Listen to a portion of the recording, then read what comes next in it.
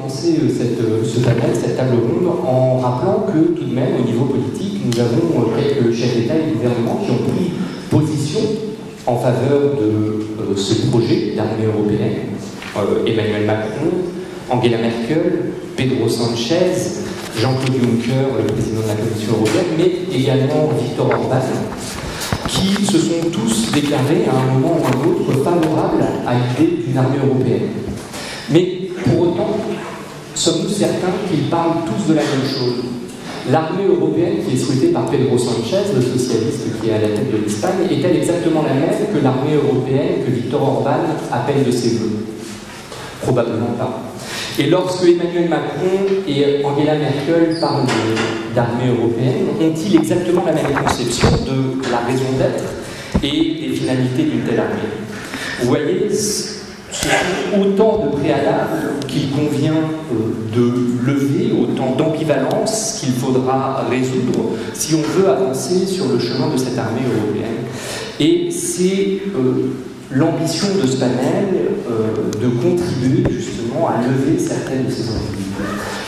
Pour lever ces ambiguïtés, pour contribuer à lever ces ambiguïtés et pour dessiner les contours de ce que pourrait être une armée européenne demain, j'ai à mes côtés un panel prestigieux que je vais brièvement vous présenter en commençant par la droite. Donc nous avons tout à ma droite, le général Galassien, qui a été l'ancien commandant de la force au Fort Tchad et qui pourra partager avec nous son expérience opérationnelle. Frédéric Moreau, à sa gauche, qui est avocat au barreau de Paris et de Bruxelles et qui est surtout auteur d'un récent ouvrage, Défendre l'Europe, qui est un plaidoyer pour l'armée européenne et qui est en fait le seul ouvrage sur la question publié. À la gauche de Frédéric Moreau, nous avons le général Toujouz de la direction Atlantique de l'état-major des armées, et enfin à ma droite, le général Palmeiros, qui est l'ancien chef d'état-major de l'armée de l'air française, ancien supplément à l'Aide Canada for Transformation de l'OTAN. Et messieurs, je vous remercie très chaleureusement d'être présents. Je vous propose de commencer, avant de rentrer dans les contours de ce que pourrait être une armée européenne, que nous nous penchions quelques instants sur les fondements de cette idée, sur les fondements de ce projet, et en d'autres mots, j'aimerais vous interroger chacun l'un après l'autre sur deux questions. Une armée européenne, pourquoi faire? Et pourquoi avons-nous besoin, ou pourquoi n'avons-nous pas besoin d'une telle armée? Vous avez chacun 5 minutes d'environ pour répondre à cette première interrogation. Je vous remercie par avance de tenir les mots. Général Galassien, est-ce que vous accepteriez de commencer? Oui. Je prends celui-ci. Regardons celui entendu. Oui. Donc, on me permettez comme ça de faire le premier saut de l'avion, et je vais le faire. Je n'aurai forcément pas une réponse qui sera du niveau stratégico-politique de ce que nous avons entendu en début de matinée, parce que mon expérience est beaucoup plus basique, et donc je vais peut-être ramener dans mes propos les choses au niveau du sable sur les routes et de la boue. Premier souvenir d'expérience, puisque c'est un peu cela que je peux partager, ne faisant plus d'études géopolitiques depuis longtemps, c'est celle du fantasme qui s'était répandu chez les amis irlandais lorsque forces qui participaient largement à l'opération de Fort Tchad, lorsqu'en 2008, donc, s'était posé comme argument politique de certains partis en Irlande la question d'une armée européenne et donc d'une conscription européenne. Et je me souviens qu'à l'époque, mon chef, qui était un général irlandais, avait à cette époque, donc fin de l'année 2008, demandé que je note tous les entretiens que nous avions par téléphone, car dans son pays, on craignait beaucoup que s'il y avait le moindre écart sur le terrain qui se serait passé, je ne parle même pas d'incident grave, eh bien, il soit politiquement menacé et que, parce que dans son pays, la conscription européenne était un fantasme, je crois, en tout cas, qui se répandait, qui donc troublait la vie de l'Irlande à ce moment-là. Donc il y a eu une conséquence directe entre une conception de l'armée européenne, vous voyez, et une opération sur le terrain.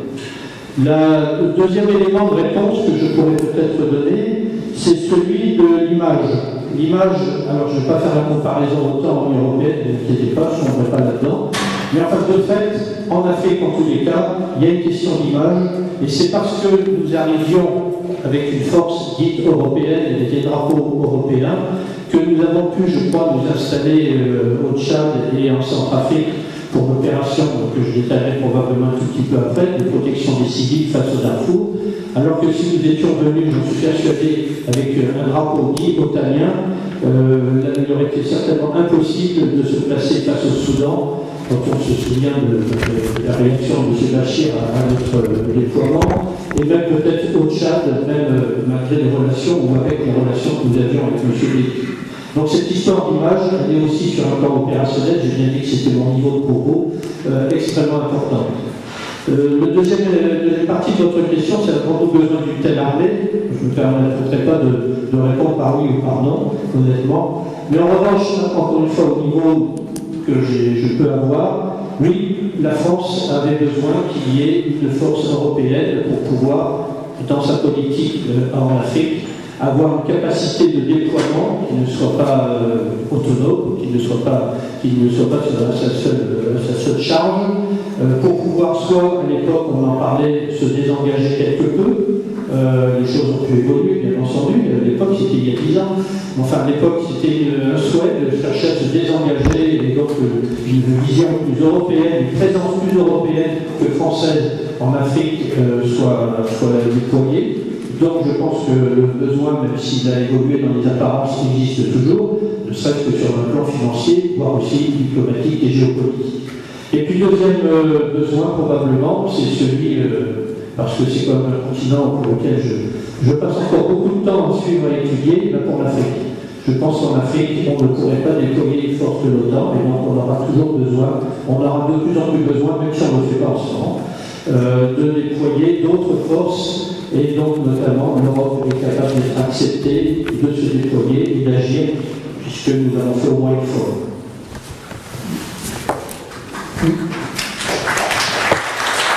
Merci beaucoup, général. Je vais passer la parole maintenant à Frédéric Moreau. Frédéric Moreau, est-ce que. Pourquoi aurions-nous besoin, vous êtes un fervent défenseur de ce projet de l'armée européenne, est-ce que vous pourriez nous expliquer ce qui vous a amené justement à défendre ce projet politique? Ben, écoutez, il y a plusieurs raisons que je qualifierais de techniques qui justifient l'armée européenne, en particulier le décalage technologique, le décalage d'efforts en R&D entre les États-Unis et l'Europe.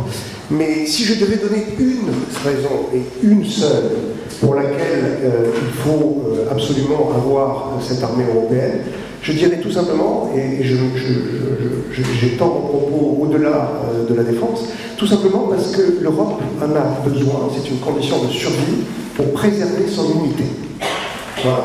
Si l'Europe n'est pas capable d'assurer par elle-même son unité, elle ne pourra plus continuer à être une grande puissance commerciale, une grande puissance industrielle qu'elle est, et je vais essayer de vous en apporter la démonstration en 7 points. Premier point, il n'y a pas d'armée européenne, il n'y a même pas d'embryon d'armée européenne, tout simplement parce que les États membres n'en ont pas voulu. Ils ont voulu conserver cette prérogative par deux, parce qu'ils estiment que c'est une expression même de leur souveraineté. Deuxième point, c'est un fait, une fois qu'ils en ont fini avec le gargarisme et les ablutions sur le mot souveraineté, la réalité c'est qu'ils ont transféré cette fonction à l'OTAN, c'est-à-dire aux Américains. Donc la protection de l'Europe, c'est pas les Américains qu'elle est assurée, et même les plus indépendants dans ce domaine, que sont le Royaume-Uni et la France, sont en train de devenir de plus en plus dépendants des États-Unis. Troisième point, jusqu'à présent, cette protection a été assurée à titre gracieux par les Américains, même s'ils y trouvaient leurs avantages. Cela parce que c'était l'exception, le prix à payer pour ce qu'on appelle l'exceptionnalisme américain, le côté unique et exemplaire de cette nation qui, en tant que leader du monde libre, voyait tout à fait naturel le fait de prendre l'essentiel du fardeau sur ses épaules. Ces temps-là ont changé. C'est plus gratuit. Ça fait longtemps que ça a changé du reste, ça ne date pas de Donald Trump.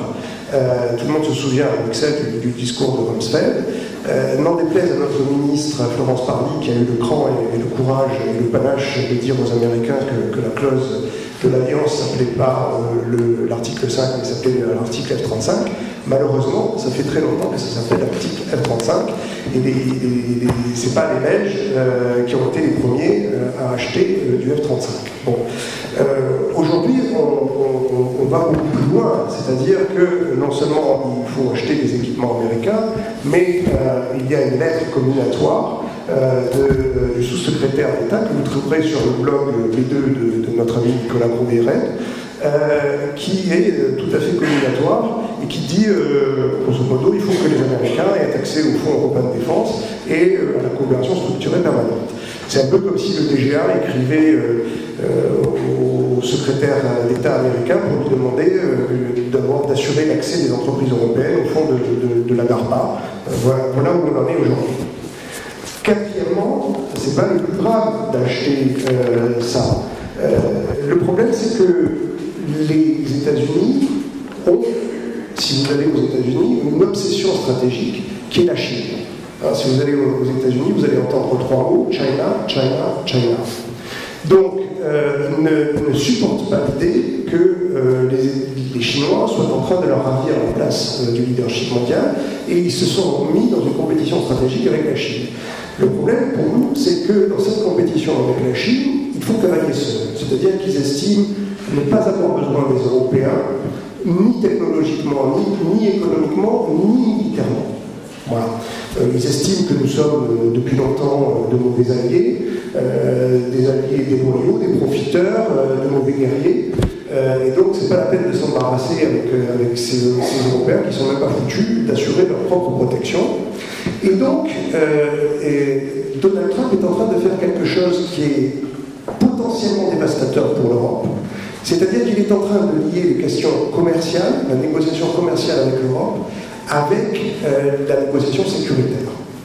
Nous avons réussi, nous les Européens jusqu'à présent, à compartimenter ces deux sujets de discussion du lien transatlantique. Les négociations commerciales, l'Europe est forte, elle dispose d'un excédent commercial vis-à-vis des États-Unis, et elle est forte parce qu'elle est unie. Avez-vous Juncker traité des brutal killers par Donald Trump, et il est en train de lier ces questions avec les questions sécuritaires où l'Europe est faible, protégée et donc redevable. Et s'il arrive à faire ça, c'est mon 5e point, ça peut potentiellement détruire l'unité de l'Union. Parce que, on le voit immédiatement sur les pays de l'Europe de l'Est qui sont en train de vendre, ou plutôt d'acheter la protection américaine contre Fort Trump, etc., contre le maintien de la sécurité américaine. Il va arriver un moment où nous dirons, nous, les contribuables français, mais attendez, vous êtes bien gentils, vous êtes polonais, mais il n'y a aucune raison que nous payons pour que vous achetiez des armes américaines avec des fonds structurels européens. Bon. Plus encore que les Polonais, il y a les Allemands. Il est en train de dire aux Allemands, si vous ne faites pas d'efforts dans le domaine sécuritaire, eh bien moi je vous retire les 35 000 hommes qui sont basés en Allemagne, sauf si vous achetez du gaz liquéfié américain, du soja, et puis vos exportations de voitures allemandes, ça serait peut-être bien de les diminuer. Donc ça a un effet potentiellement dévastateur sur l'Europe. Dernier point, donc, comment faire? Il faut être capable de se défendre. Et la question du comment est essentielle. Ça fait 20 ans, ça fait depuis Saint-Malo, très exactement, qu'on a donné corps et souffle au projet d'une politique de sécurité et de défense commune. Ça fait 20 ans qu'on fait de la coopération, et ça fait 20 ans que ça n'a pas produit la capacité autonome capable de faire à minima de la gestion de crise, même pas défendre l'Europe, parce qu'il fallait que ça soit complémentaire de l'OTAN, donc il fallait faire ce que les Américains ne voulaient pas faire. Et bien même ça n'a pas marché. Donc je pense qu'il est impératif de faire ce pas de plus. Ce pas de plus, c'est être capable de se défendre tout seul, ça porte un nom. Vous pouvez être d'accord, pas d'accord, mais ça porte un nom. Ça s'appelle être stratégiquement autonome, parce que si vous avez une armée, vous êtes stratégiquement autonome. Et puis si vous avez une armée, eh bien, elle est nécessairement intégrée, parce que le plus niveau le plus bas niveau d'intégration, c'est le commandement, et donc on doit être capable d'avoir un commandement des forces européennes sous commandement européen. Voilà, c'est important. Autonomie stratégique plus intégration, c'est important. Ça s'appelle l'armée européenne, c'est QFD.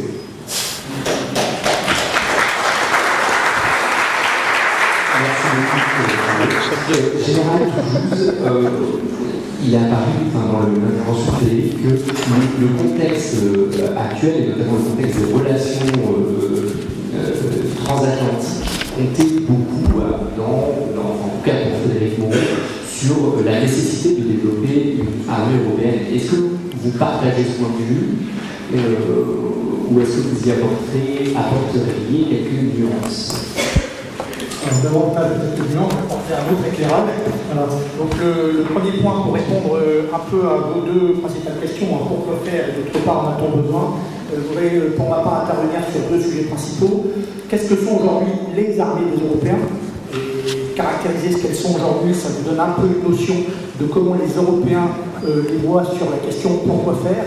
Et d'autre part, éclairer les différents modèles d'armée européenne que Frédéric appelle de ses voeux, mais que l'on retrouve déjà là dans un certain nombre de choses. Et je pense qu'il y a un certain nombre de projets actuels qui illustrent et qui montrent bien un peu ce à quoi pourrait ressembler cette armée européenne. Donc premier point sur les armées des Européens, un constat. Aujourd'hui, les Européens sont beaucoup plus engagés en opération que souvent on le dit. Les Européens au total, c'est aujourd'hui de l'ordre de 34 000 soldats engagés en opération. On peut dire, si on veut faire de la macro, c'est quasiment la troisième armée expéditionnaire au monde. La première devant être les États-Unis, la deuxième une force de l'ONU, avec encore 95 000 hommes déployés. L'ensemble des Européens, c'est quand même 34 000. Ce qui est intéressant, c'est leur cadre d'emploi. 18% c'est l'ONU, 44% c'est l'OTAN, 29% c'est les coalitions, 10% c'est l'Union européenne, et au sein de ces 10% de l'Union européenne, il y en a un tiers qui sont dans les missions civiles. Donc on voit bien que quand il s'agit de projeter de la force, de la puissance, de la stabilité, les Européens, à la fois, ont certainement une conscience européenne de leurs intérêts communs, mais on voit bien également qu'ils se déploient à travers de multiples organisations internationales et relais qui leur conviennent. À la fois l'UE c'est très structurant, mais l'ONU c'est très structurant également, l'OTAN c'est très structurant, et les coalitions ça l'est également. Une évolution que je tiens à noter là-dessus, c'est tendanciellement la baisse de ce que l'on qualifie dans le jargon militaire des frappeurs. Quand on regarde le nombre de pays européens qui faisaient des frappes de haute intensité à l'époque de la Yougoslavie, on constate qu'il y avait pas mal de pays européens qui s'engageaient dans des opérations de combat assez dures. Quand on voit en Libye, ils étaient beaucoup moins. Quand on voit en Syrie récemment, à part Royaume-Uni, France et pour partie Belgique, il n'y avait plus personne. Donc ce qui veut dire que là aussi, dans la manière dont les Européens conçoivent leur outil militaire, je pense que c'est quand même quelque chose qu'il faut avoir en tête. Et ce constat va s'aggraver avec le Brexit. Les Anglais représentent une part importante de cette capacité offensive des armées européennes. Sur la place des US, alors à la fois peut-être besoin de se bousculer sur le sujet, et je rappelle quelques chiffres, parce qu'à un moment les chiffres au moins ce caractère total. Bon, les États-Unis c'est 2 tiers du budget de l'OTAN, mais je pense que si on regarde aujourd'hui les capacités du spectre, ce qu'on appelle la 5e génération, en général, pas le numéro, c'est beaucoup plus QPS actif, on peut considérer aujourd'hui que les Américains c'est 80 à 85% des capacités réelles du bloc occidental. Alors une grosse partie de ces capacités ne sont pas chez nous, elles sont plutôt dans le Pacifique et dans le reste du monde. Enfin néanmoins, le jour où se passe une crise réelle, tout ça peut arriver et voilà. Donc il y a un gap absolument considérable et j'ai un peu tendance à penser qu'il s'est accru depuis 10 ans. Les dividendes de la paix ont été bien pris en compte par les Européens. Les Américains ont continué avec une véritable révolution des affaires militaires depuis quelques années sur le targeting, etc., l'intégration spatiale, cyber. Enfin, je pense qu'il y a... On sous-estime très très largement dans les opinions publiques européennes ce gap tout à fait important. Et dernier point sur les armées des Européens. En réalité, avec les cadres d'emploi et la place reconnue aux Américains, en réalité, il y a un véritable confort juridique et moral du positionnement des Européens vis-à-vis au fait de la guerre. La guerre est obscène, la guerre n'est pas pour nous, on ne frappe pas dans des conditions difficiles, on a rejeté la guerre sur d'autres. Donc, c'est bien au-delà du problématique des armées européennes. Il y a quand même un sujet fondamental de représentation de nos sociétés vis-à-vis du fait de la guerre. Alors, les différents modèles d'armée européenne, je vais être assez rapide. Vous savez tous qu'il y a de multiples exemples. Hein. On a parlé de ces micro-affaires. Il y a eu le corps européen, il y a eu Smart Defense, il y a le FNC aujourd'hui lancé par les Allemands, il y a le jet britannique, les Français ont lancé lui. Il y a de multiples initiatives qui existent et qui tracent des pistes de coopération européenne. Je note simplement 2 points. Le premier, je souligne ce qui a été dit par Claudia Mayer dans le premier panel. Ce qui fonctionne aujourd'hui, c'est le format réduit. Il n'y a aucun doute. Nordefco et Nordique travaillent très bien ensemble. Bon, enfin, il faut dire qu'en 1904, une bonne partie d'entre eux, c'était le même pays. Donc, enfin, là aussi, les choses sont quand même... mais les choses sont quand même beaucoup plus simples. On ne parle pas de la même chose. Le CIGEL franco-britannique marche très bien. Mais là aussi, c'est 2 pays qui se connaissent et sont fans depuis 1000 ans. Donc, les choses sont aussi pas si compliquées que ça à mettre en vue. Voilà, donc, ça, c'est un premier point. Le deuxième point, l'OTAN. On sous-estime très souvent dans nos appréciations en Europe, et en France notamment, beaucoup plus qu'en Europe, ce qu'est l'OTAN. L'OTAN, c'est un facteur d'intégration majeur pour l'immense majorité des Européens. L'armée européenne existe déjà, c'est l'OTAN. Vous demandez à 90% des Européens, c'est ça la réalité. Donc après, nous, on peut avoir une vision un peu décalée, mais il y a beaucoup de gens pour qui c'est le cas. Alors, avec à l'OTAN des regards très différents, la France et l'Angleterre, vainqueurs de la Seconde Guerre mondiale, sont arrivés avec leurs armées en état de marche pour réintégrer l'OTAN. L'armée allemande n'a été recréée que via l'OTAN. Donc l'essentiel des structures de planification lourde militaire au personnel allemand, elle n'existe nulle part à l'OTAN. Donc forcément le lien ne peut absolument pas être le même que ce qu'on a nous. Et dans les pays de l'Est, c'est encore autre chose, c'est ce qui les a sauvés du monde soviétique, c'est transformation profonde de leur outil militaire. Ils n'ont été éduqués qu'aux États-Unis et dans l'OTAN. Donc, enfin, si vous voulez, l'Europe de la défense, pour eux, c'est là que ça se passe. Voilà. Et je conclurai par quelques défis, mais je ne m'y prendrai pas. Ils sont gigantesques. Il y a un défi d'efficacité militaire qu'on dit toujours. Il n'est pas question de revenir à 1940. Donc, on a des outils qui marchent. Aller demain faire un saut dans le grand inconnu sans savoir si ça fonctionnera en temps de guerre, quand je vois le contexte actuel, ça ne me paraît pas très sérieux. Donc, aussi, il faut rester sérieux. Il y a un énorme enjeu financier qui a été souligné. Je l'ai dit, résilience des sociétés à la guerre. Il y a un vrai sujet de sociologie militaire. Dans nos armées européennes, il y a encore des conscrits, il y a des professionnels, il y a des armées de type territoire national, des armées d'emploi. Vous n'êtes pas du tout dans les mêmes modèles. Voilà. Interpénétration globale US-Europe, on sous-estime totalement. Dans les mondes cyber, spatiaux, etc. Tout ça, c'est déjà totalement intégré, maillé, etc. On voit déjà le Brexit, on a du mal à sortir pour échanger des biens en Europe. Dans les domaines de la haute technologie, on est infiniment plus intégré aux Américains que beaucoup de gens l'imaginent. Donc là aussi, c'est pas très simple. Et puis après, il y a un vrai sujet, c'est le coût de la transformation et de la complexité. On fait aujourd'hui des systèmes tellement complexes que je pense qu'il faut être réaliste sur ce qu'on est capable de faire.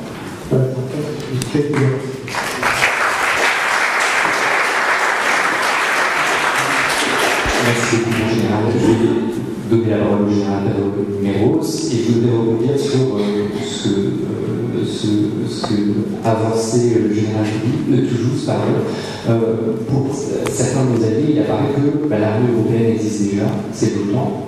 Est-ce que vous partagez ce point de vue? Est-ce que vous auriez une vision peut-être plus ambitieuse en termes d'autonomie stratégique? Oui. Je crois que parler d'armée, d'abord, je prends ma casquette, si vous voulez, d'ancien chef d'état-major d'une armée de l'air, 3 armées. France, c'est une armée, plus un certain nombre de services et d'autres directions. C'est une chose grave, au sens étymologique du terme. C'est ma nation, c'est la volonté de se défendre, c'est la volonté de se protéger, c'est la volonté d'engager la force, c'est la volonté d'envoyer les hommes et les femmes, comme on le voit malheureusement, on a vu encore récemment à la guerre et au risque qu'ils perdent leur vie. Donc, on ne peut pas parler de ces choses-là à la légère, c'est pas une raison, c'est pas une bonne raison pour ne pas en parler, évidemment. Les armées européennes savent travailler ensemble, ça a été bien expliqué. Donc, sur ce point-là, et si elles savent travailler ensemble, c'est vrai qu'elles doivent en grande partie à l'OTAN, non pas uniquement dans son aptitude à standardiser les actions, mais dans le format que l'OTAN propose pour parler de défense et de sécurité. Ça, c'est extrêmement important. Parce que je crois qu'une armée européenne, pourquoi pas, ça va être un très beau projet, mais elle doit répondre à une ambition, bien sûr, ça a été dit, elle doit répondre à un projet d'ensemble qui intégrerait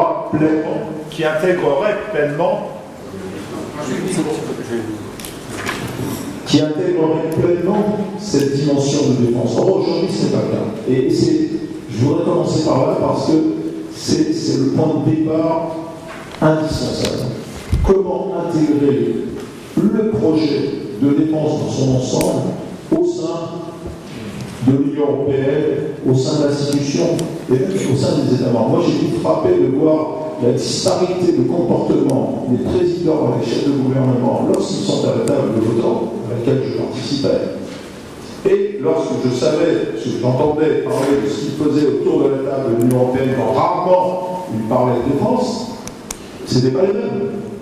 Et d'ailleurs, il n'y avait même pas de chef militaire autour de la table dans l'Union européenne pour parler avec eux de défense. Vous voyez, je commence par le début. Alors maintenant, évidemment, c'est une chose grave parce que ça répond, ça a été dit parfaitement, je vais pas revenir dessus, à une culture, à une tradition, à une éducation, et ça répond, si vous voulez, si on crée une armée, c'est parce que d'abord il y a un chef déterminé, ensuite parce qu'on a une doctrine, on a une cohésion, une cohérence, nos armées le montrent au quotidien, et parce que nos soldats savent pourquoi, pour qui ils se battent, et ont une référence indiscutable, qui est la référence du commandement, qui est la référence de la légitimité de leur action, qui est la référence de la confiance qu'ils ont dans l'ensemble de leur chaîne hiérarchique, y compris jusqu'au plus haut niveau. Et en France, vous savez que ce plus haut niveau, c'est le chef de l'État. C'est pas vrai partout. Donc, vous voyez la marche extrêmement importante que nous avons à conduire. Une marche qui est d'autant plus importante que les missions d'hier sont différentes. On n'en a pas encore parlé aujourd'hui, il y a un éléphant dans la pièce, l'éléphant in the room, la mission nucléaire. Elle est déterminante pour la France. Elle l'est aussi en grande partie pour la Grande-Bretagne. On n'aura pas du Brexit, du Brexit, du blanc, mais ce n'est pas le cas évidemment dans d'autres pays. L'OTAN, la mission nucléaire, mais dans des conditions très différentes. On pourra revenir si vous le voulez. Mais c'est pas incontournable. Simplement, c'est un élément structurant, dissuasion, un élément structurant de notre défense. Et troisième point, pour ne pas être trop long, c'est la place, c'est peut-être le plus important finalement, c'est la place de la nation, de l'armée au sein de la nation. Je pense qu'aujourd'hui, les Français comprennent ce que font les armées françaises au sein, pour leur sécurité, de mieux en mieux. Ils les voient au quotidien. Ces militaires, c'est vrai, loin en opération, ils sont prêts, les sentinelles, c'est les pompiers de Paris, c'est les gendarmes, ce sont tous des militaires. C'est pas vrai dans tout le pays. Et même en France, c'est pas gagné. On en parle des hauts et des bas. Hein. Des moments où on est plutôt en bas, peu d'opérations. Je pense demander à quoi ça sert une armée. On a cru que c'était terminé, la fin de la guerre froide, 30 ans. Très bien. Et puis, évidemment, le monde s'est agité. Là, d'un seul coup, on redécouvre cette vertu, on découvre la vertu qu'a une armée comme outil, je dirais, de cohésion au sein du pays, de la nation, et comme outil de cohérence, comme outil de résilience.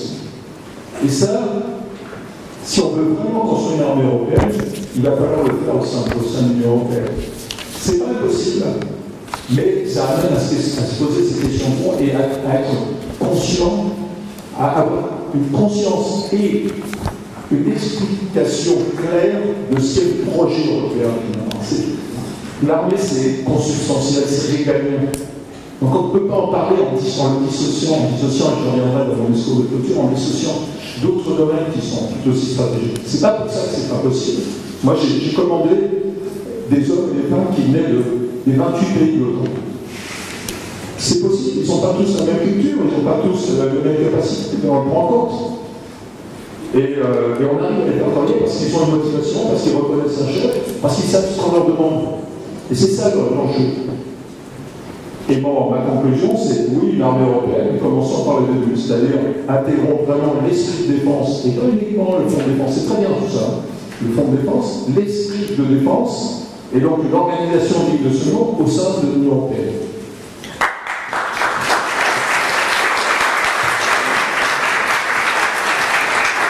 Merci beaucoup, mon général.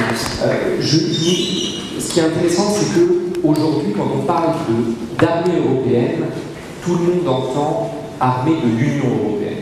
Et j'aimerais approfondir ce point, justement, en nous posant la question de est-ce que le cadre actuel de l'Union européenne, et notamment le cadre de la politique de sécurité et de défense commune, offre un cadre qui est suffisant, qui est aujourd'hui, disons, satisfaisant pour déployer ce qui pourrait être une armée européenne. Est-ce que, je me tourne vers le général Ganassia, Euphor Chats a quand même été l'un des seuls grands succès de la PSDC, et est-ce que vous diriez qu'il s'agit d'un exemple de ce qui pourrait être fait, de ce que pourrait faire une armée européenne, et est-ce que vous pourriez peut-être nous faire une sorte de bilan sur les forces et les faiblesses du cadre de la PSDC par rapport à l'action militaire?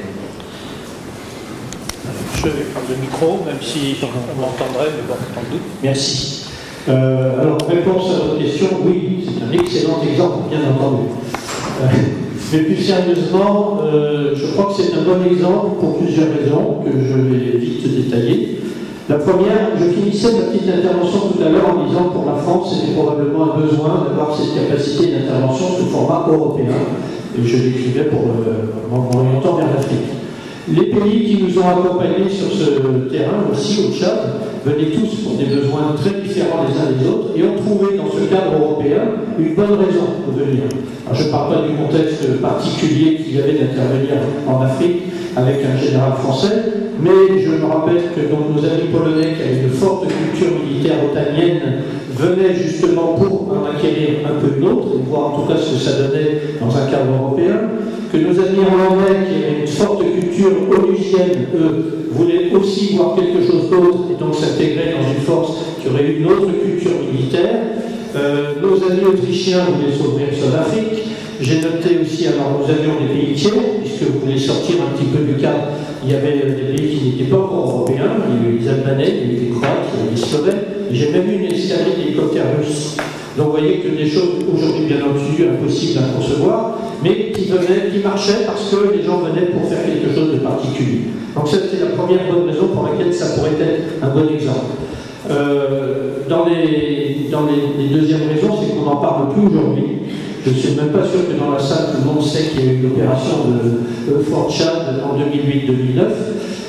Peut-être parce qu'il n'y a pas eu de mort, donc médiatiquement ça n'a pas donné, enfin il y a eu 3, mais c'était grave déjà, mais ça n'a rien à voir avec d'autres statistiques.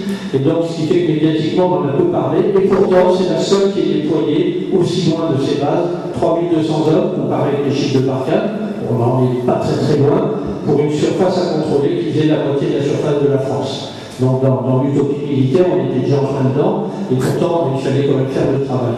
Donc rien à ce titre, c'était un beau défi, excitant et intéressant pour tout le monde, et pour tous ces pays qui sont venus participer. Nous avions des règles d'engagement parfaitement adaptées pour engager nos combats sous toutes ces formes. J'avais des avions, j'avais des mortiers, j'avais des forces spéciales, et quand il a fallu s'en servir, on s'en est servi, même si le contexte de protection des civils face au Darfour n'a pas demandé qu'on utilise tout cela. Mais j'avais vraiment tout ce qu'il fallait en règle d'engagement pour pouvoir le faire. La mission était bien particulière, donc là aussi, une mission ciblée, une force ciblée, protection des civils, clairement affichée, qui tenait en 4 mots, protéger, protéger, protéger, sur une seule page. Comparé avec d'autres mandats, ça tenait vraiment physiquement sur une seule page, je ne sais pas qu'il n'y a qu'une image. Comparé avec d'autres mandats. Donc ça aussi c'était bien particulier, je pense que c'est une des qualités enfin, de l'exemple de cette opération peut représenter. Demander donc maintenant dans les forces et les faiblesses, dans les forces, demander à nos cibles, nos objectifs cibles, c'est pas le bon mot, qui étaient principalement les humanitaires et les civils qu'il fallait protéger dans les camps de réfugiés et les déplacer. Je crois aujourd'hui qu'ils en parlent encore, aujourd'hui ils nous sollicitent encore, excusez-moi de la prétention, pour venir en parler parce que nous avons réussi une relation civilo-militaire concrète, opérationnelle sur le terrain, donc qui fait que même Médecins sans frontières me demande encore de venir en parler de temps en temps. Donc c'est signe que cette force européenne elle a réussi quelque chose dans ce domaine.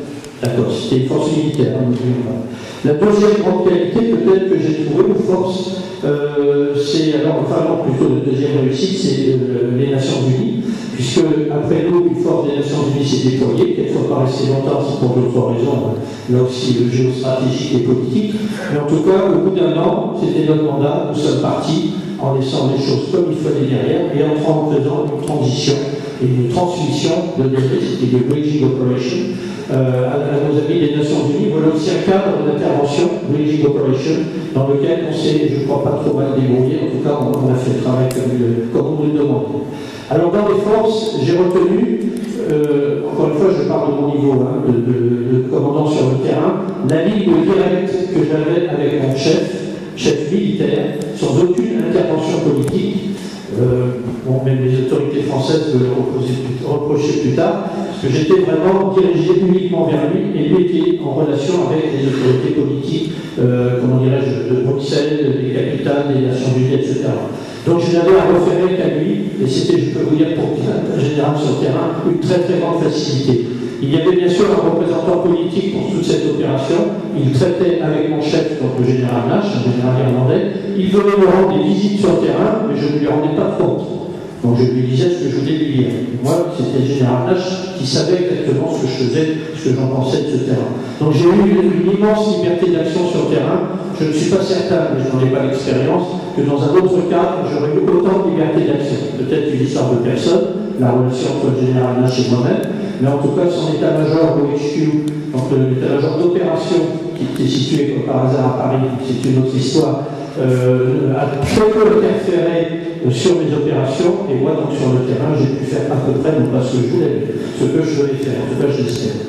Donc ça, c'est la plus grande force que j'ai trouvée dans ce système-là, mais n'ayant pas eu d'autres niveaux de responsabilité dans un autre cadre, je ne fais pas de comparaison.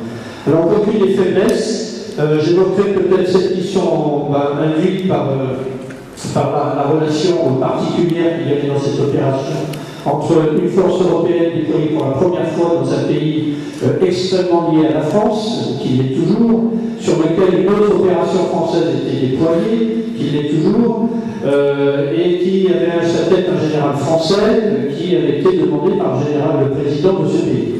Donc ça compliquait quand même un peu les choses pour que je ne porte qu'un drapeau européen sur mes épaules et pas de drapeau français, et ça m'a valu aussi d'autres soucis, mais c'est pas le sujet. Donc c'est ce cadre bien particulier, je ne dis pas que c'était une faiblesse, mais c'était quand même, ça mettait l'intervention sous peut-être un risque, prendre quelques risques. Pour rester au niveau européen, j'ai retenu trois formes de faiblesse. La première, vous avez parlé tout à l'heure, quelqu'un parlait ce matin du groupement 1500. J'avais demandé dans des travaux de qualification que ce groupement 1500, qui s'entraîne extrêmement bien et régulièrement depuis des années, je suis allé les voir en Norvège, je ne sais plus où, quand on m'avait demandé de les voir, et j'avais souhaité que ce soit la réserve stratégique. On m'avait dit non, ne parlez pas de ça, il n'y aura pas de réserve stratégique, mais il ne faut pas le dire. Donc aujourd'hui, je ne vous l'ai pas dit, il ne faut pas que ça sorte ici. Et puis s'il y a quelque chose, la France interviendra. Mais moi, j'ai regretté à titre personnel, pour avoir vu ce que c'était que ces GIA 1500, ce groupement qui s'entraîne en permanence pour en mesure d'intervenir, j'ai regretté qu'on ne joue pas le jeu de la réserve stratégique. C'est-à-dire qu'on ne simule pas, comme on avait fait d'ailleurs au Kosovo dans un autre cadre, le déploiement des cadres de ce GIA 1500 pour qu'ils participent à des reconnaissances autour desquelles on aurait fait de grosses opérations de communication, bien sûr, de telle sorte qu'on aurait montré que s'il en était besoin, non seulement il y avait du monde derrière, mais honnêtement, je n'avais pas besoin opérationnel, en tout cas je ne l'ai pas senti, mais on aurait affiché qu'on avait une capacité d'intervention, rien qu'en simulant des reconnaissances de terrain pour un déploiement éventuel de ce groupement. Donc voilà, c'est un message que j'ai depuis longtemps, et donc je profite à nouveau de cette occasion pour le signaler. Encore une fois, je parle d'un niveau strictement opérationnel. Je connais les autres problèmes qu'il y a derrière, mais ce ne sont pas ceux que je peux développer. La deuxième faiblesse, peut-être, c'était les relations, ce qu'on a appelé l'approche globale. On a beaucoup critiqué le mot, mais ce matin, quelqu'un a dit à juste titre, quand les mots ne conviennent pas, on peut les changer. Donc on pourra peut-être toujours les changer, mais l'approche globale, donc l'approche à la fois civile et militaire. Or, cette opération se voulait être vraiment exemplaire dans ce domaine, c'est-à-dire à la fois une action de la Commission européenne, il y avait un représentant qui participait à la planification opérationnelle, Et sur le terrain, j'avais mandat de discuter avec la délégation de la Commission européenne pour que les actions civiles soient menées par cette délégation en parallèle à l'action militaire. Donc pour que sur le terrain, il y ait vraiment la démonstration de cette capacité globale européenne d'avoir des actions civiles et des actions militaires. Je ne parle pas des quick impact projects humanitaires, je parle de véritables opérations. Et dans lesquelles la force militaire n'aurait pas apporté ses moyens du génie pour creuser des puits, c'était vraiment pas ça le sujet, c'était d'apporter la sécurité, pendant qu'à côté, la délégation européenne, et simultanément, apportait l'appui de projets, enfin les aides civiles. Ça n'a pas marché. Ça n'a pas marché pour des raisons de personnes, peut-être, des raisons politiques, des raisons financières, mais pas tellement. Ça n'a pas marché, c'est un des regrets et donc une faiblesse. C'est la dernière démonstration qu'on ait faite à cette échelle d'un déploiement européen. On ne verra pas de sitôt si on peut corriger le tir, mais c'est une faiblesse qui m'a marqué.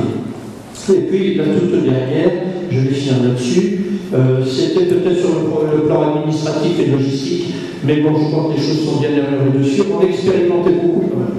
On a expérimenté pour rien, puisque maintenant il n'y en aura plus de ces opérations de cette taille-là, mais enfin on a expérimenté les systèmes de financement, Athéna, un certain nombre de choses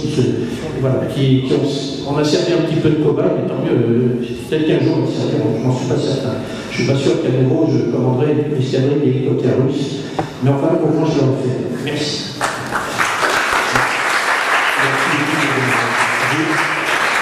Je voudrais revenir sur quelque chose que vous avez souligné, c'est que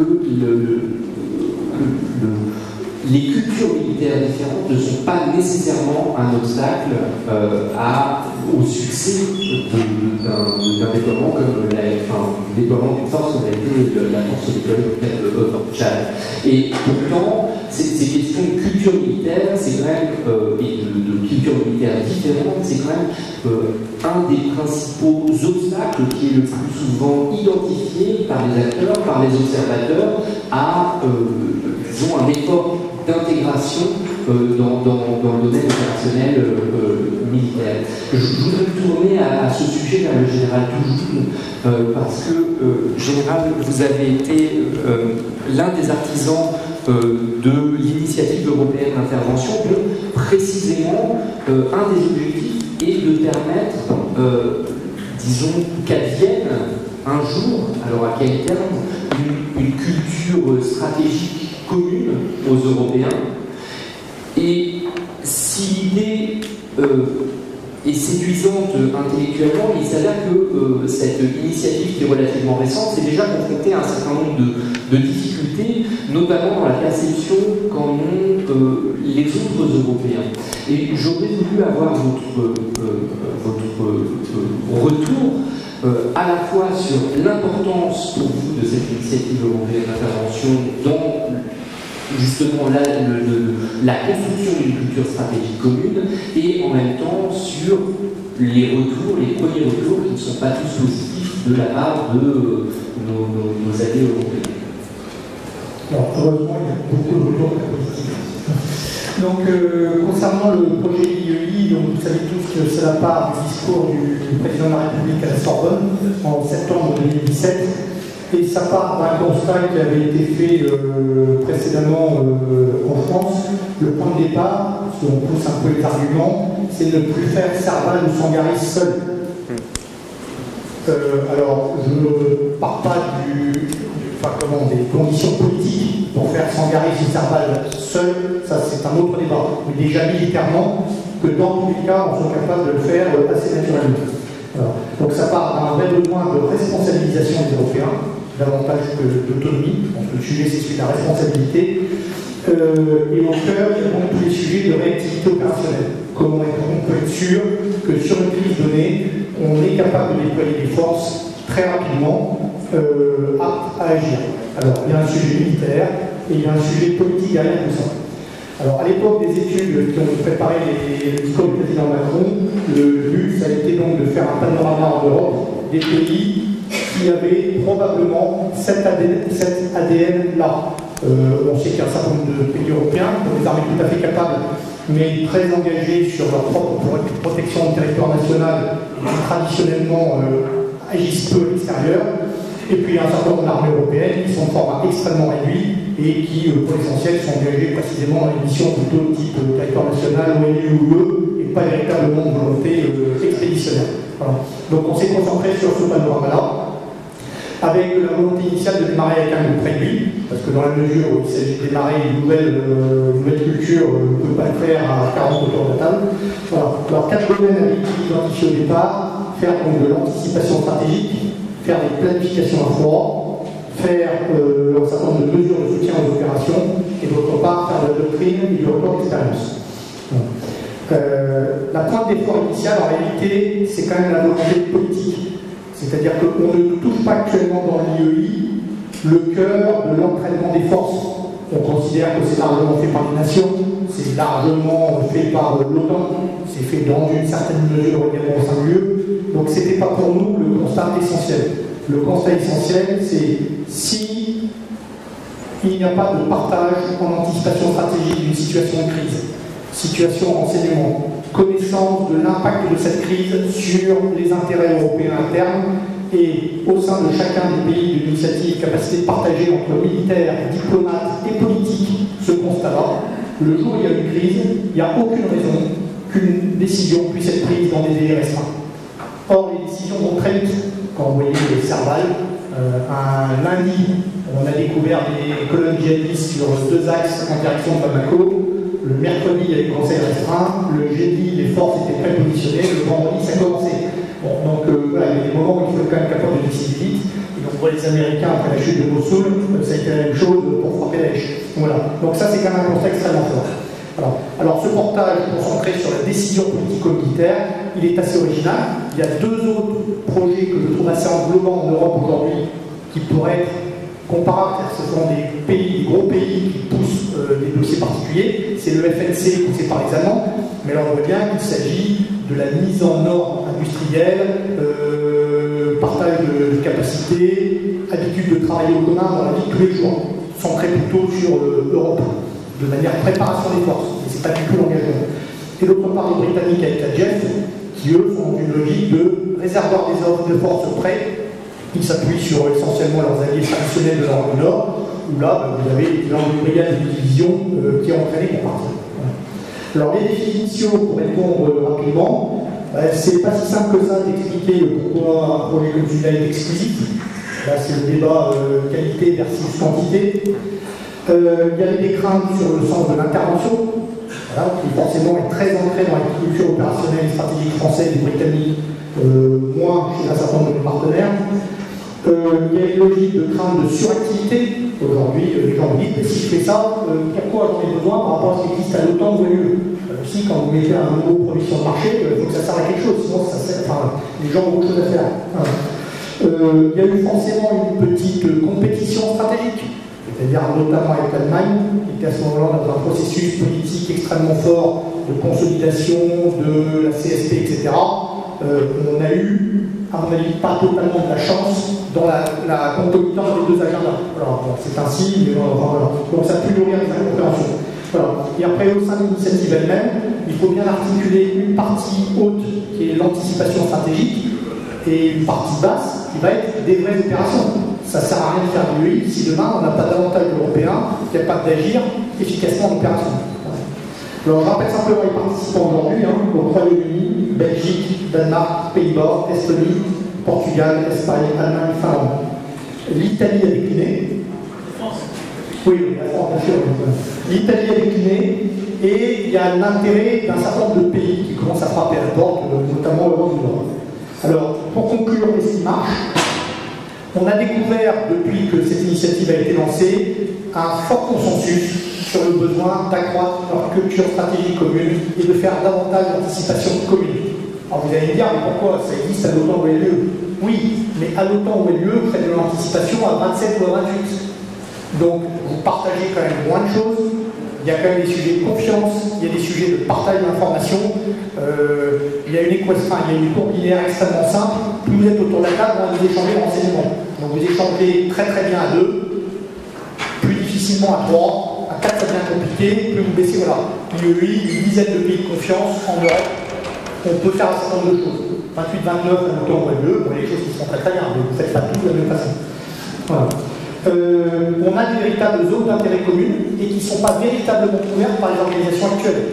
L'UE et l'OTAN peuvent intervenir dans beaucoup d'endroits. Enfin, néanmoins, là, au débat dans ce Sénat, pas mal de sujets Sahel, de sujets Caraïbes, de sujets Baltiques, de sujets espace maritime, qui ne concernent pas forcément en permanence tous les pays de l'OTAN ou de l'UE. Par contre, tous les pays qui sont dans ce Sénat, eux, ont des véritables capacités à penser ces zones-là. Donc ça, c'est quand même, à mon avis, assez important. Voilà. C'est un forum clé parce qu'il est restreint pour créer la confiance. On a redécouvert dans le projet CIGEF avec les Britanniques, encore une fois, les Britanniques, bon, je connais depuis 1000 ans, les choses sont simples, mais que le jour où on a relancé le CIGEF après Lancaster House, ce n'est pas si simple que ça d'avoir un niveau de confiance absolu tout du long d'une chaîne politico-militaire. Bon, le CIGEF, on a fait 10 ans de travail, il sera en pleine capacité opérationnelle dès l'année prochaine. Avec les pays d'UEI, on va arriver à ce type de processus. Donc on va accroître la confiance et la connaissance mutuelle, ce qui est important. Et ensuite, je n'ai pas de doute que ce sera un Cénacle qui s'imposera sans aucun doute sur une des prochaines crises majeures. Alors, encore une fois, on ne va pas créer des crises pour utiliser l'UEI, et le but, c'est pas de prier pour qu'il y ait des crises. Mais il n'y a pas beaucoup de doute que cette espèce de format de coalition noyau dur ad hoc sera sans doute pertinent sur un certain nombre des défis qui se poseront demain pour nous. Voilà. Et ce qu'on peut espérer derrière, c'est que ce soit quand même également, sur cette culture stratégique, un incubateur de la responsabilité stratégique des Européens à l'UE et à l'OTAN. Voilà. Donc encore une fois, je pense que ça, c'est IEI. Donc IEI jamais ne remplacera l'UE et l'OTAN, jamais ne remplacera les grandes organisations internationales, ni des grandes forces prêtes, c'est pas du tout le sujet. C'est vraiment un club, une start-up de réflexion et d'action de niveau stratégique. Je pense comme ça qu'il faut voir.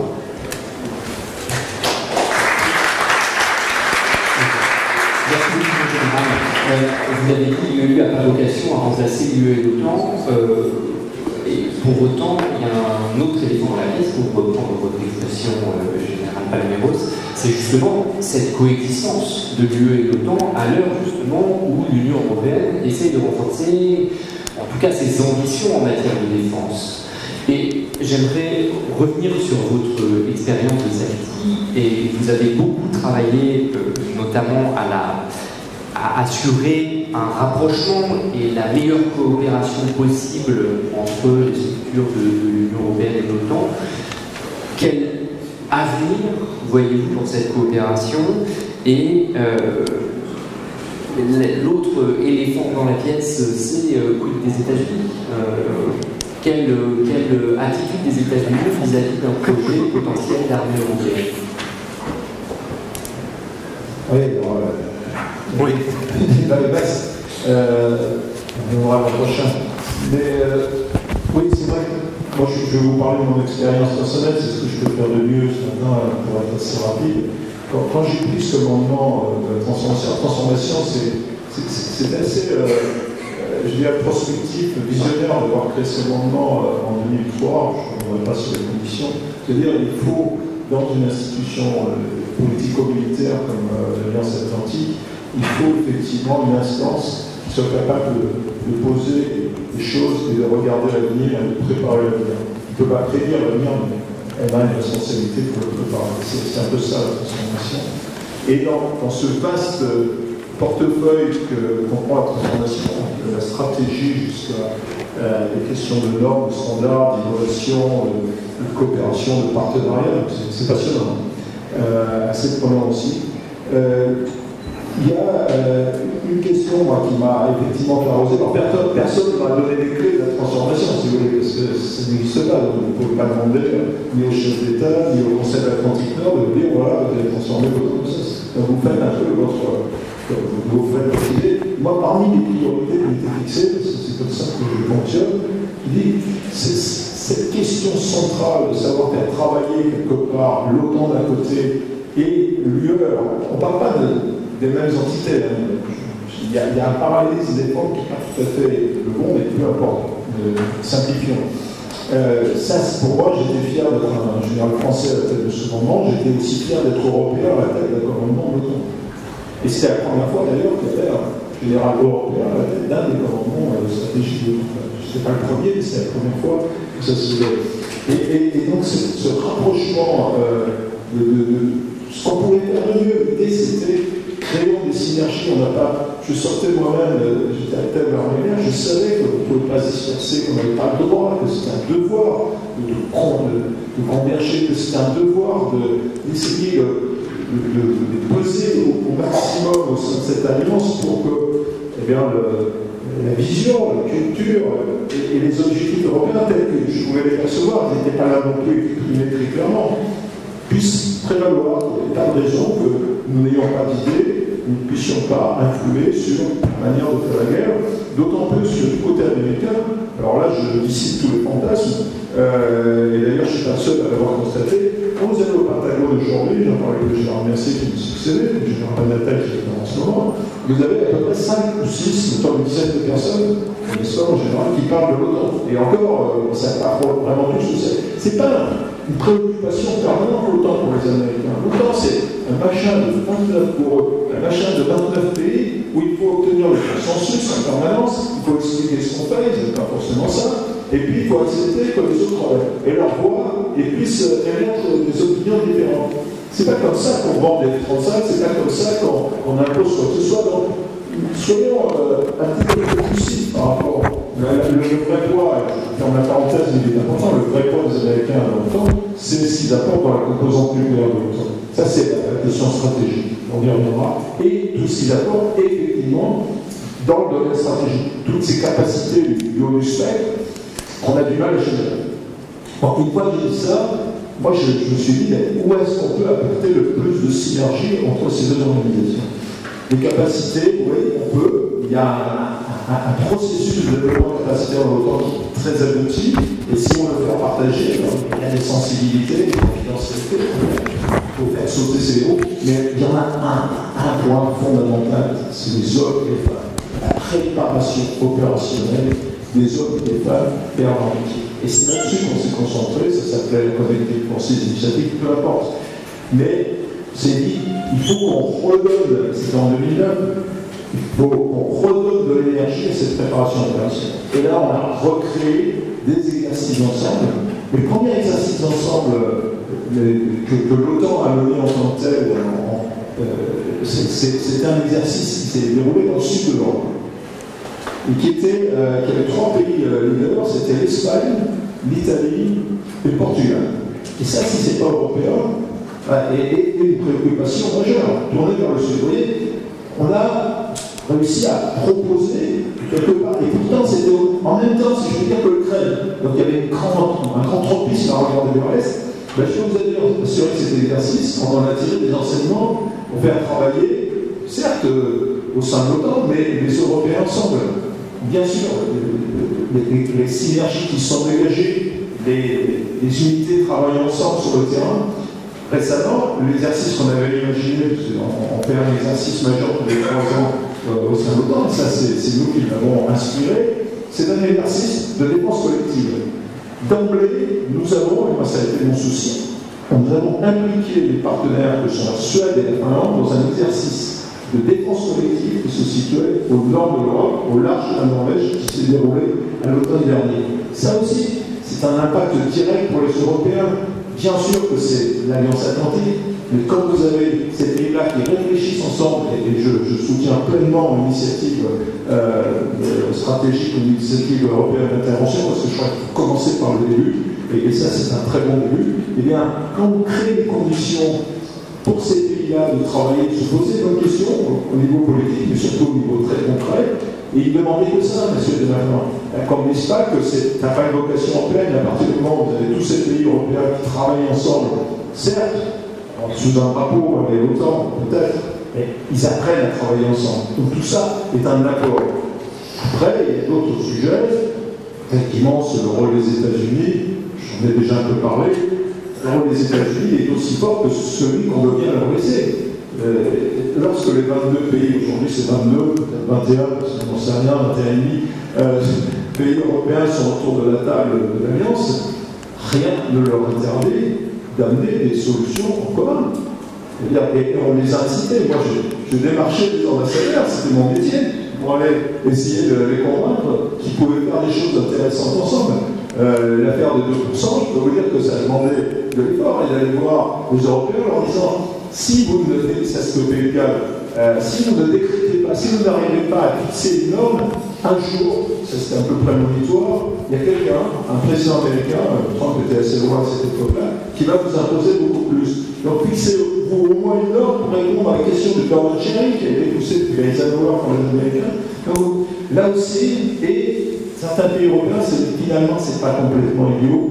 Il faut mieux qu'on ait une norme que nous-mêmes, même si on ne la respecte pas, mais qu'on définisse nous-mêmes plutôt que se faire imposer. Tout ça pour dire que l'OTAN est quand même un forum, c'est à peu près le seul forum où on discute sérieusement de paix, de sécurité et de défense dans le monde aujourd'hui. Et où 29 pays, bientôt 30, discutent de ça.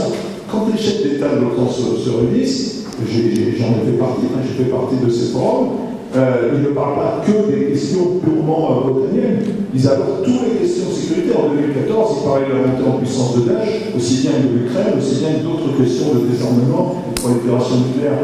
Donc, les Européens ont leur place à jouer, leur rôle à jouer. Et je pense que les initiatives, la BIOI, c'est un peu un trait d'union aussi entre des organisations. C'est autre chose et c'est très bien. Ça amène du fond. Et il faut du fond. Au-delà des chicayas. Dernier point, aujourd'hui, quand le Conseil de l'Atlantique Nord ou quand les instances européennes se réunissent, il y a toujours des représentants de l'un et l'autre qui travaillent ensemble. Donc, je pense qu'il y a du progrès, mais notre efficacité viendra du fait qu'on ait un projet à proposer. Si vous avez rien à mettre sur la table, évidemment, on peut discuter très longtemps, ça ne servira pas à grand-chose.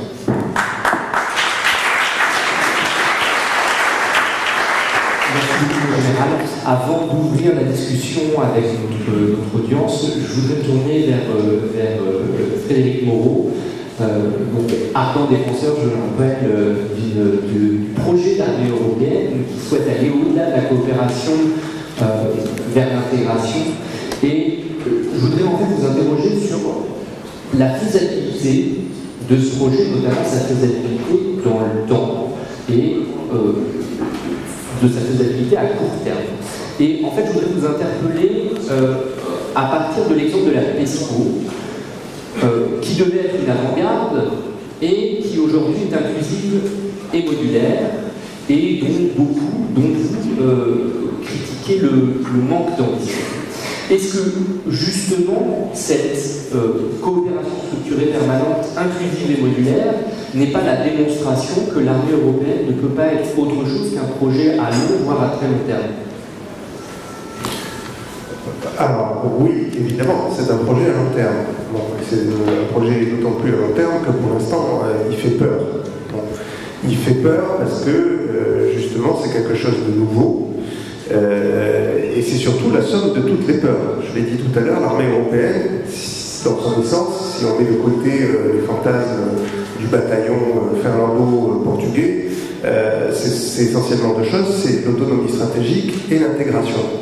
Et sans de côté pour l'instant le mot autonomie stratégique, concentrons-nous sur l'intégration. Et pour répondre à votre question, on a inventé un truc qui s'appelle la coopération structurée permanente. Si vous y réfléchissez 2 secondes, si une coopération elle est structurée et permanente, c'est plus une coopération, c'est de l'intégration.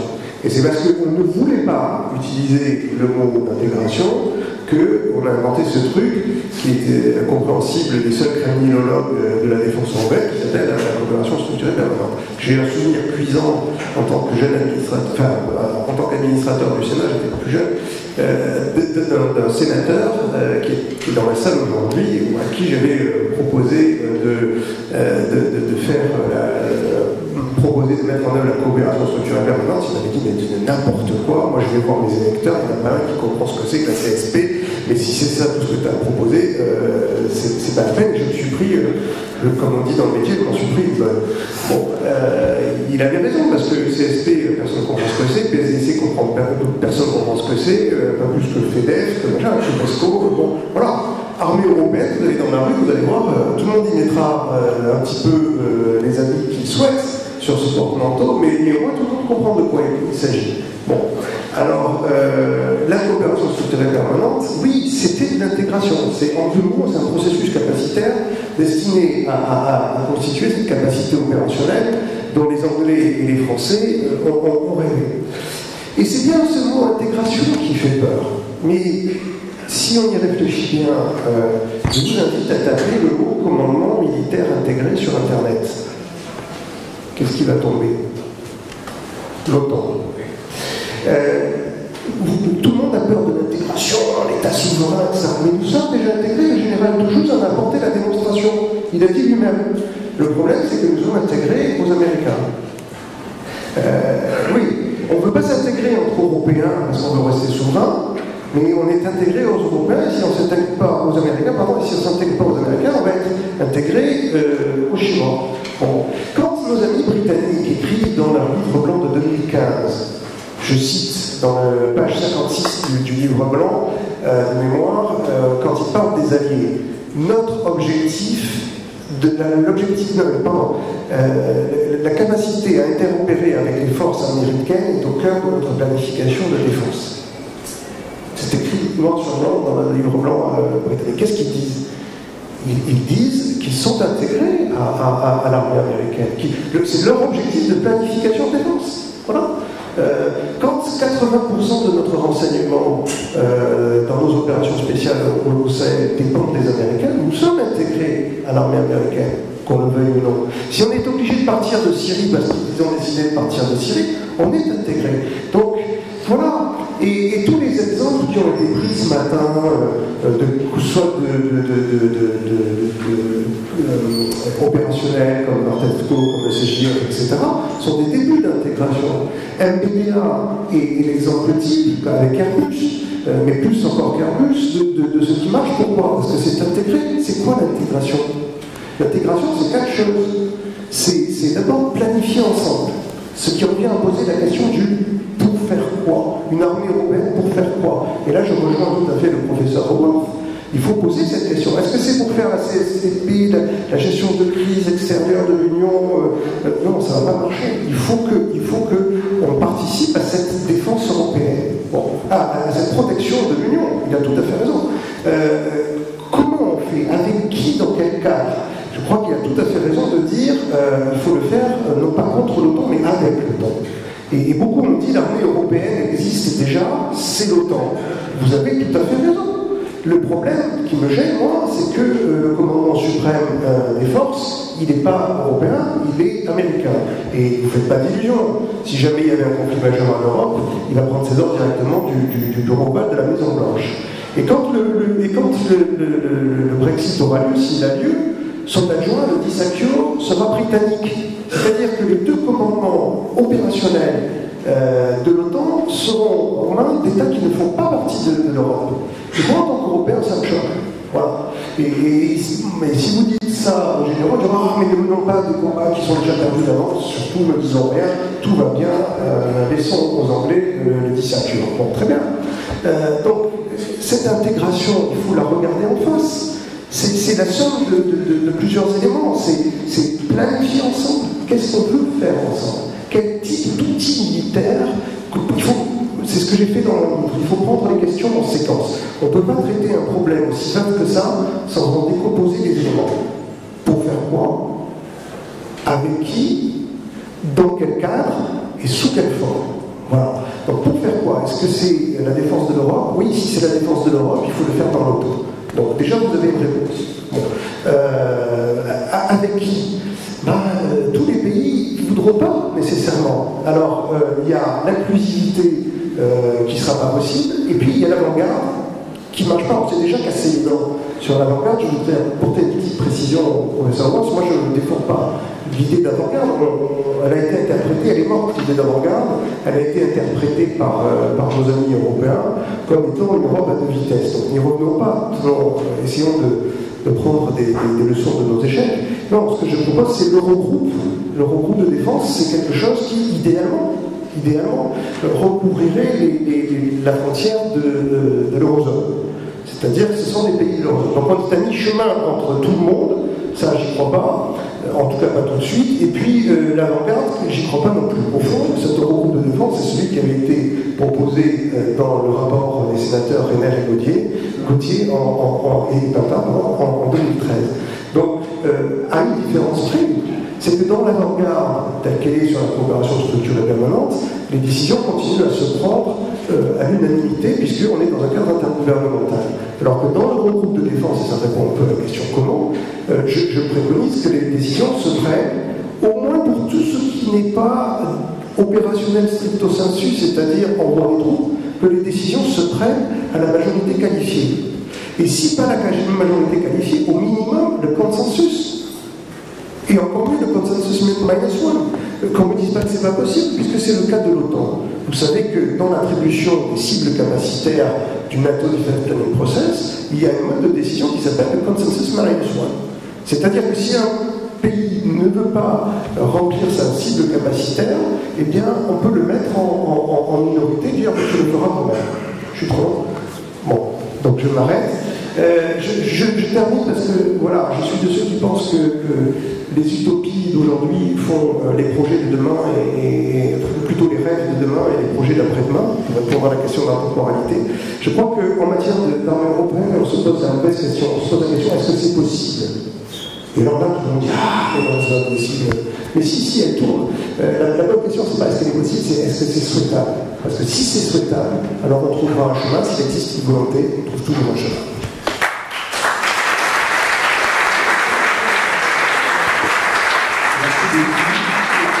Je vous propose de prendre quelques questions, interventions de la salle. Il nous reste exactement 10 minutes. Je vous prierai d'être relativement bref dans votre intervention. Voilà, une question.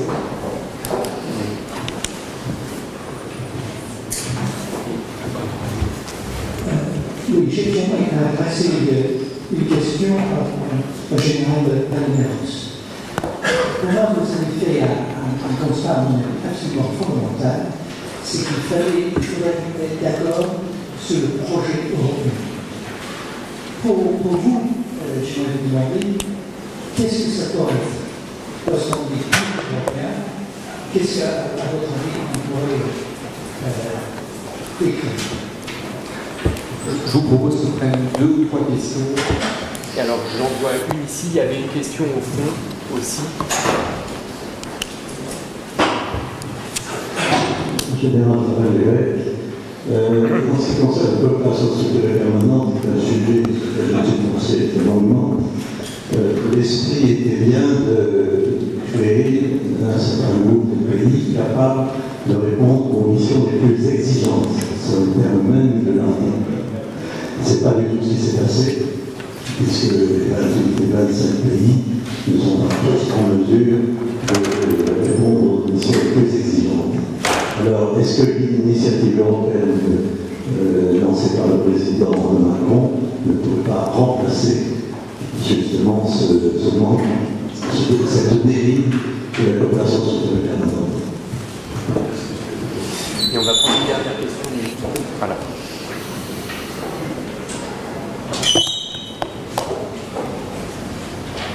Merci. Jean Martial, président de la Société européenne de défense. Une petite remarque et une petite question. Monsieur Simon, vous avez dit tout à l'heure qu'il existait quand même un sur la défense européenne, celui très méritoire de Frédéric Moreau-Olivier. J'ai trouvé que je suis aussi l'auteur de commenter la question,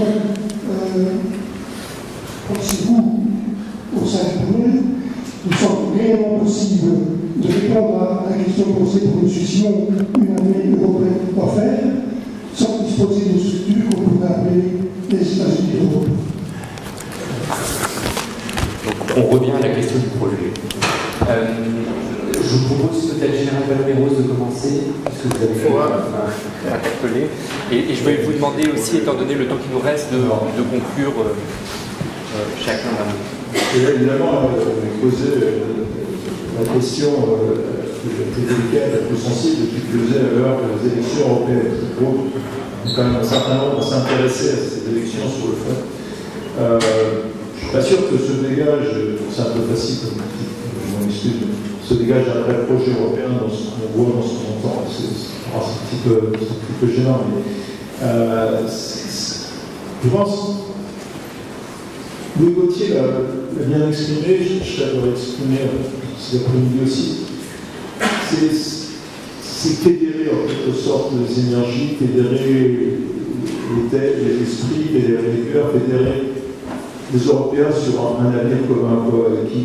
Là, évidemment, ça dépasse très largement l'état de l'armée européenne, mais c'en est un des ingrédients essentiels, c'est ce que j'ai dit. Donc, qu'est-ce qui va fédérer? C'est l'avenir, c'est la concentration sur les jeunes générations, qui n'attendent que ça, et qui sont impatients et qui désespèrent un petit peu de ne pas nous voir leur donner une vision, un espoir pour l'avenir. Ça peut donner espoir. Et ce projet ne doit pas s'inscrire en compte, il doit s'inscrire comme étant un projet évidemment de société, un projet de valeur. Il ne faut pas avoir peur des mots, ça c'est un sujet extrêmement délicat, mais si on n'en arrive pas là, comment on fait cette vie, comment on enverra des hommes sur le front à mourir pour ces valeurs si on n'est pas capable de nous-mêmes de les défendre au niveau de la politique? Et puis c'est un projet qui prend en compte la réalité du monde tel qu'il existe aujourd'hui, c'est-à-dire qui donne à l'Europe les clés de son avenir. C'est pas un projet c'est l'Europe qui protège au sens proactif du terme, et pas rétroactif, qui pédale, parce que on ne sait plus s'il faut faire la 5G avec Pierre, Paul, Jacques, parce qu'on ne l'a pas anticipé. C'est pas tout à fait aussi simple que ça, mais c'est un exemple. Une Europe qui ne soit pas à la traîne dans les grands projets et dans le poids qu'elle veut peser dans le monde. Et lorsqu'elle décide d'agir, l'Europe a des moyens considérables. Ça, c'est un avantage, c'est une force qui peut être irrésistible. On a encore une culture, on a des savoir-faire, on a des talents. Donc, l'objectif du projet européen, pour moi, ce serait d'abord non seulement de maintenir, mais de développer des talents en Europe, d'un jeune qui a envie d'investir, de s'investir pour l'Europe et au sein de l'Europe. Et puis, derrière tout ça, le reste vient tout naturellement. Bien sûr qu'il faut la protéger, bien sûr qu'il faut la défendre, bien sûr qu'il faut des hommes et des femmes pour la défendre, et bien sûr qu'il faut quelque part une armée européenne au bout du fond. Merci. Général Toulouse. Je profiterai de répondre à la question d'IEI. Oui, bien sûr, dans l'esprit, on peut dire que l'IEI, aujourd'hui, répond à cette volonté des États les plus capables. Donc, on va travailler là-dessus. La différence avec le traité de Lisbonne, c'est qu'à l'époque de Lisbonne, les Britanniques étaient encore à bord, et donc on pouvait imaginer que ce noyau dur puisse derrière en Europe assez facilement percoler sur autre chose. La sortie des Britanniques de l'Europe, si elle est confirmée, compliquera cette affaire, car on voit bien qu'on aura une articulation des pays les plus capables qui ne pourra pas s'appuyer, enfin, qui ne pourra pas grossir sui generis au sein de l'UE, où on a besoin d'accrocher tous les Européens. Et puis, effectivement, il y a des Américains pas trop derrière. Enfin, voilà, donc on a ces difficultés. Et pour conclure, je pense que les deux mots d'initiative européenne d'intervention volontaire et capable sont absolument clés pour les réflexions stratégiques de demain. Les armées existent en fait en Europe. Là encore une fois, je pense qu'on les sous-estime souvent trop. Et il me semble que si la question majeure est de voir comment l'Europe se conçoit comme un acteur stratégique mondial, si on n'arrive pas à faire ça, fondamentalement, je pense qu'on va échouer. Il y a deux espaces dans l'immédiat qui devraient concentrer les efforts des Européens. C'est comment ils sont capables de penser collectivement nos actions d'un point de vue stratégique en Méditerranée et en Afrique. Il y a déjà deux gros espaces de réflexion, à mon avis, avant de s'attaquer à la défense collective face à la Russie, qui est aujourd'hui plutôt bien couverte par l'OTAN, si on se donne les moyens de faire notre job au sein de l'OTAN. Merci. Oui, sur la question de Jean Martien et sur le projet, je crois qu'il faut être positif, tourner vers l'avenir et avoir de l'énergie et arrêter de gémir tout le temps. Voilà. Je pense qu'il faut faire l'armée européenne parce que je crois que c'est le bout du chemin du projet européen. Elle est intrinsèquement liée au projet européen. C'est ce que j'ai dit au tout début, c'est-à-dire que non seulement elle est liée, mais l'Europe est en danger. L'Europe que nous connaissons, le marché européen est en danger. Parce que nous ne sommes pas capables de nous défendre et que les Américains sont en train de faire levier de leur puissance militaire pour exiger de nous des concessions commerciales. Voilà. Et moi, je n'aime pas qu'on me dise ce que je dois acheter, j'aime pas qu'on me dise ce que je dois faire, j'aime pas qu'on me menace de sanctions si mes entreprises vont ici ou là, et je trouve ça insupportable. Voilà. Et donc, je pense que nous avons besoin de cette autonomie, nous avons des valeurs, le général Palomero a parlé des valeurs, qui ne sont plus tout à fait celles des États-Unis. Bon, l'État d'Alabama vient d'interdire l'avortement. La Floride vient d'équiper les enseignants en armes pour défendre voilà, c'est plus un pays dans lequel j'ai envie de vivre. Nos valeurs ne sont pas nécessairement celles des Américains. On voit quelles sont leurs valeurs dans l'affaire Khashoggi. Enfin, c'est quand même hallucinant d'entendre dire oui, ouais, c'est pas bien, mais bon, quand même, comme ils continuent à acheter des armes, tout va bien circuler. Bon, donc nous avons des valeurs, nous avons des intérêts qui nous sont propres. Il faut arrêter de dire à l'Europe, Bruxelles, nous sommes l'Europe. Si elle ne nous convient pas, changeons-la. Voilà, et voilà. Merci beaucoup.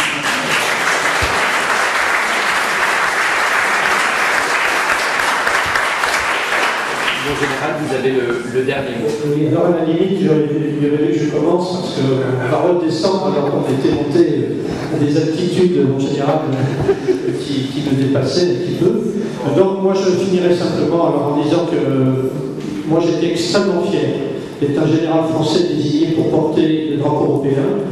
J'ai souvenir ému de la cohésion et de l'efficacité, et là je vais être prétentieux, opérationnelle de cette force qui était composée, donc il y a eu 10 000 soldats européens qui ont défilé au Tchad en 1 an et demi. Bon, c'est pas significatif, mais enfin moi j'ai gardé ces deux chiffres, c'est facile à retenir, qui étaient représentés par des pays il y avait très peu, il y avait 4 officiers britanniques, 3 officiers allemands, même si ces pays payaient bien entendu heureusement derrière le budget. Par contre sur le terrain, il y avait des pays neutres, l'Irlande, l'Autriche, il y avait des pays extrêmement de culture parlementariste très forte, donc vous voyez tout de suite la répercussion du moindre incident de quoi que ce soit sur leur façon de diriger les opérations et l'envoi de leurs hommes. Il y a eu la Finlande, il y a eu la Suède. Voilà. J'ai eu vraiment l'impression que là, on a eu quelque chose d'européen, et à nouveau, je suis très fier de l'avoir vécu.